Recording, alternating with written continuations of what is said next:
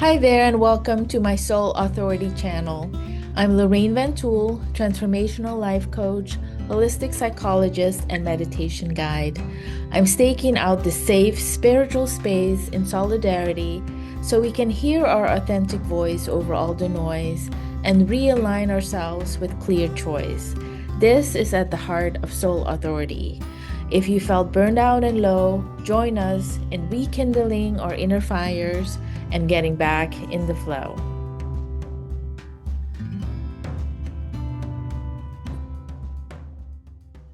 Alrighty, welcome to Me Time Through Meditation. We are continuing with the positive disintegration lessons, aka ego death or shamanic dismemberment, dark night of the soul, which are very well-known concepts, especially in spiritual communities, especially when um, really devoted and committed to a spiritual growth and development practice. I'm now going to, or have been, I guess, linking these ideas to my soul authority model. So, in terms of that, the first thing, big teaching that came through was around sitting with the tree, what the sanctuary is. And then we started with air, and that is a zoomed out, big picture perspective. And then looked at things like interference that gets in the way of our embodied wisdom and the breaking down or the loss or when things fall apart kind of or we think we're mentally disordered or we're having a hard time, we're a hot mess, all the things. Um, and the tendency for us to negatively adjust or integrate in a kind of misaligned way just to cope.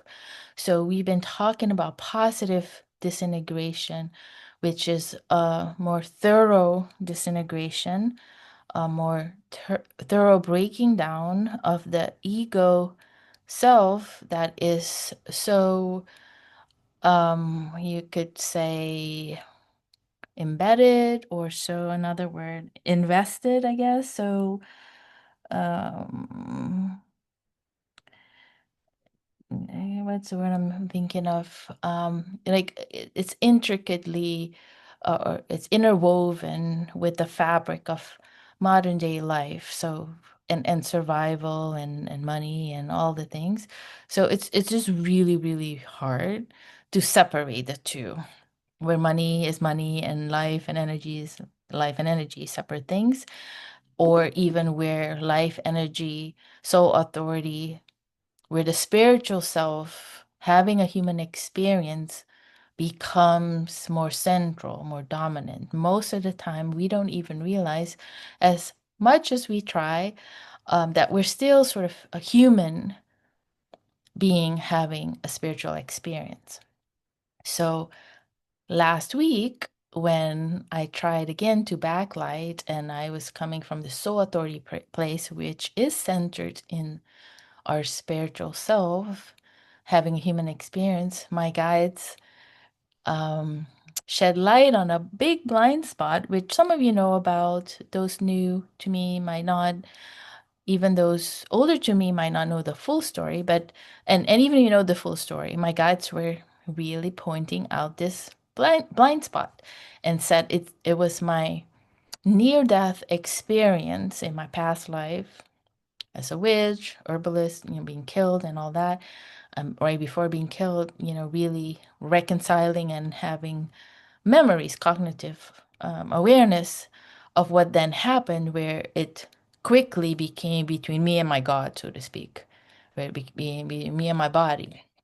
And those of you in here who've had near death experiences might understand that. So I came in with an advantage, meaning it was quite easy for me to bring myself to an ego death experience and fully let go of all the derailments, detours, entanglements with others, which we so easily do and must do as social creatures, beings, to survive.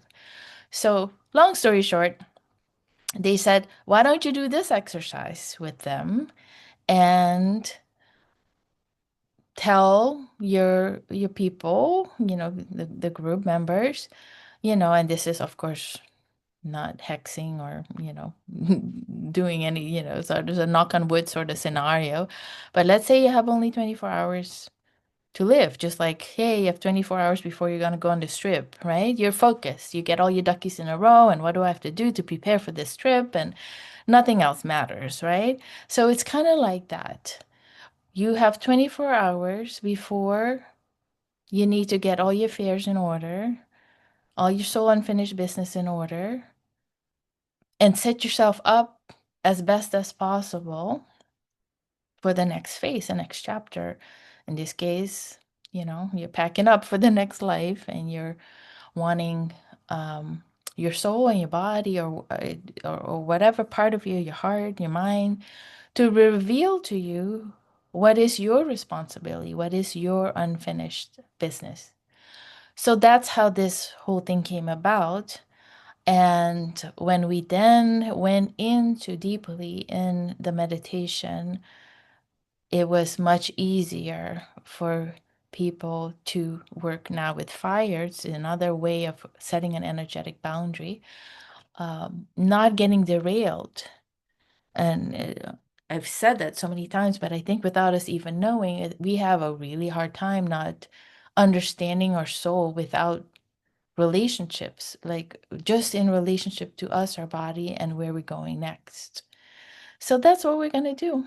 And I'm curious if any of you have any questions, and maybe the question will pop up when we go to the actual guided meditation.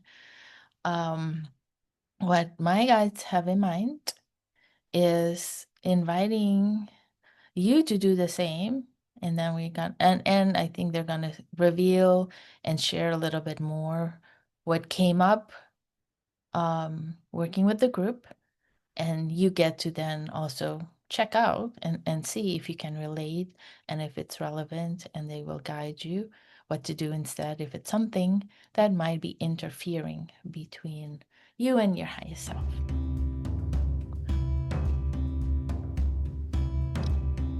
Thank you for joining me today in staking out spiritual space in solidarity and in community. Please share this video and the Zoom link below with anyone who would love some support in hearing their authentic voice over all the noise and realign with clear choice.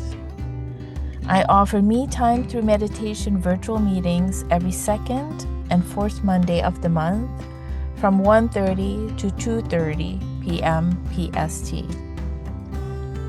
If you would like deeper and more personalized guidance, how to heal, love, lead with soul authority, please visit me at soulauthoritycoaching.com or thesacredhealingwell.com for more information.